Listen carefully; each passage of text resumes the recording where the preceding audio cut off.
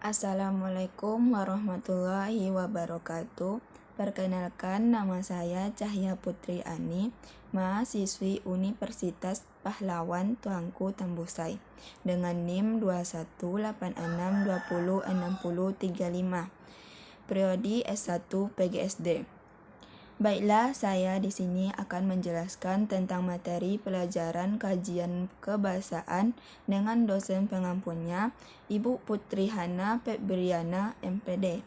Baiklah, saya akan menjelaskan materi pada tugas video kali ini, yaitu klasifikasi morfem, prinsip pengenalan morfem, dan serta bentuk asal dan bentuk dasar.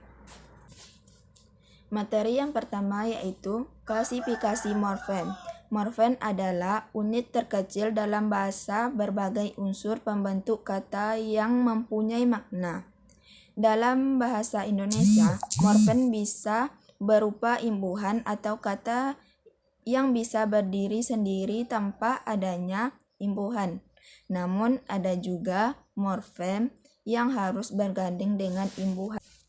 Ciri-ciri klasifikasi morfem. Yang pertama, morfem bebas dan morfem terikat.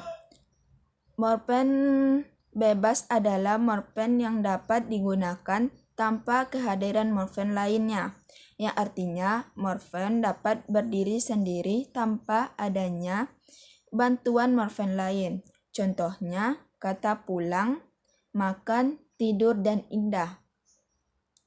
Sedangkan morfem terikat adalah morfem yang tidak dapat digunakan tanpa adanya bantuan dari morfem lainnya, atau morfem yang tidak dapat berdiri sendiri sebagai kata. Yang kedua yaitu morfem utuh dan morfem terbagi.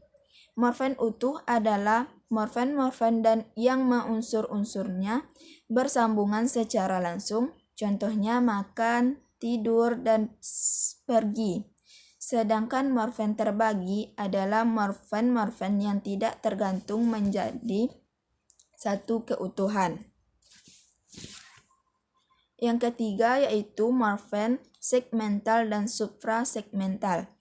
Suprasegmental adalah morfem-morfem yang terbentuk dan unsur segmental. Maksudnya dapat dibagi ke dalam segmental bagian-bagiannya. Contohnya, treat dalam bahasa Inggris memiliki dua morfem yaitu treat dan at. Sedangkan morfem supramental adalah morfem yang berupa tekanan, yakni nada turun, datar, turun naik, dan naik. Hal ini merupakan syarat dalam pemakaian bahasa. Dan yang keempat yaitu morfem dasar. Bentuk dasar, pangkal, dalam kurung tip, dan akar rod. Morfem dasar biasanya digunakan sebagai dikotomi dengan morfem afiks, contohnya bentuk-bentuk seperti juan, kucing, dan lain-lain. Materi yang kedua yaitu prinsip-prinsip pengenalan morfem. Untuk mengenal morfem secara jeli dalam bahasa Indonesia diperlukan petunjuk sebagai pegangan. Ada 6 prinsip yang saling melengkapi untuk memudahkan pengenalan morfem. Yang pertama, prinsip pertama, bentuk-bentuk yang mempunyai struktur fonologis dan arti atau makna yang sama merupakan satu morfem. Prinsip yang kedua, bentuk-bentuk yang mempunyai struktur fonologis dan arti atau makna yang sama merupakan suatu morfem.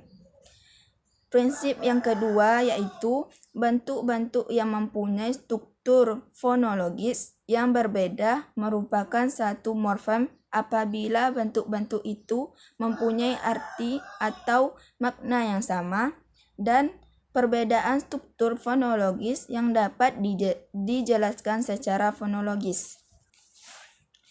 Yang ketiga, prinsip ketiga, bentuk-bentuk yang mempunyai struktur ontologis yang berbeda Sekalipun perbedaannya tidak dapat dijelaskan secara fonologis, masih dapat dianggap sebagai satu morfem apabila mempunyai makna yang sama dan mempunyai distribusi yang komplementer tersebut. Prinsip keempat, apabila dalam perderetan struktur suatu bentuk paralel dengan suatu kekosongan, maka kekosongan itu merupakan morfem, ialah yang disebut morfem zero. Dan prinsip kelima, bentuk-bentuk yang mempunyai struktur fonologis yang sama mungkin merupakan suatu morfem, mungkin pula merupakan morfem yang berbeda. Prinsip yang terakhir atau yang keenam, setiap bentuk yang tidak dapat dipisahkan merupakan morfem. Ini berarti bahwa setiap satuan gramatik yang tidak dapat dipisahkan lagi atas satuan gramatik yang lebih kecil. Materi yang terakhir yaitu bentuk asal dan bentuk dasar. Bentuk asal adalah bentuk paling kecil yang menjadi asal atau permulaan dari suatu bentuk yang lebih besar atau kompleks. Sedangkan bentuk dasar suatu bentuk baik tunggal maupun kompleks yang menjadi dasar pembentuknya bagi satu bentuk yang lebih besar atau kompleks. Perbedaan bentuk asal dan bentuk dasar sebagai berikut. Perbedaan antara bentuk asal dan bentuk dasar bisa berupa bentuk tunggal atau juga bisa berupa bentuk kompleks, sedangkan bentuk asal selalu berupa bentuk tunggal. Baiklah, hanya itu yang saya dapat sampaikan. Lebih dan kurang saya mohon maaf. Assalamualaikum warahmatullahi wabarakatuh.